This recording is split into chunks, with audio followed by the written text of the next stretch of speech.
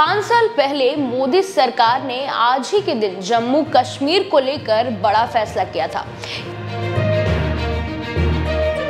केंद्रीय गृह मंत्री अमित शाह ने 5 अगस्त 2019 को संसद में आर्टिकल 370 को हटाने की घोषणा की थी। सरकार ने जम्मू कश्मीर से विशेष दर्जा वापस ले लिया था।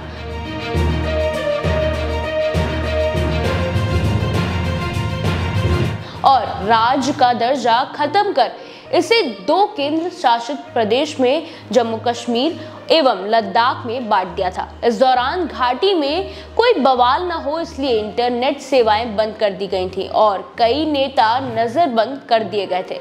इसे लेकर विपक्षी दलों ने सुप्रीम कोर्ट का भी दरवाजा खटखटाया था, लेकिन वहां से भी कोई राहत नहीं मिली थी और आज इस आर्टिकल को हटे हुए 5 साल हो गए हैं।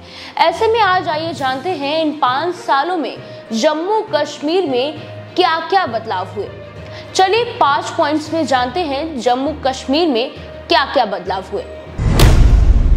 आर्टिकल 370 खत्म होने के बाद जम्मू कश्मीर में पहले की तुलना में शांति है और राज्य का विकास तेजी से हो रहा है। जो भारत से कश्मीर को अलग करने की कोशिश में लगे थे, ऐसे अलगाववादी ताकतों को पूरी तरह से कुचल दिया गया है।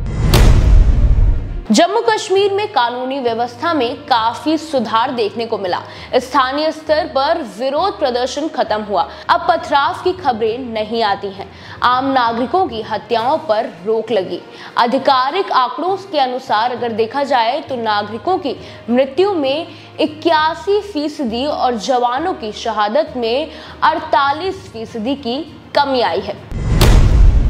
धारा 370 हटने के बाद सरकार ने आतंकवादियों पर नकेल कसा, जिससे आतंकी घटनाओं में 70% कमी आई। आंकड़ों के अनुसार इस वर्ष 21 जुलाई तक 14 सुरक्षाकर्मी शहीद हुए और 14 लोग मरे, जबकि पिछले साल 2023 में 46 आतंकवादी घटनाएं हुई थी, जिसमें 30 जवान और 14 लोगों की जान गई थी।